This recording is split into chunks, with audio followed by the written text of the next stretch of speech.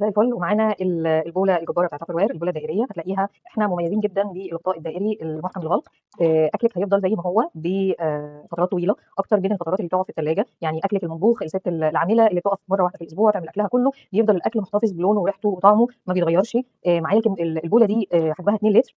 دي معايا بقى لها اكتر من 10 سنين ما شاء الله. يعني اللون ده يجنن اصلا على الطبيعه. هي طبعا يعني معايا بقى لها سنين. بدخلها الديش واشر، وبتخلي بالكم الديش واشر بصوا بيجرح البلاستيك، بس بتفضل زي ما هي هو لونها طبعا بيدفي من غساله الاطباق، بس انا بغسلها عادي. لو انت بتغسليها بالسكوتش بالسفنجه هي مش بتبقى محتاجه اي بروسيس كتيره في التنظيف.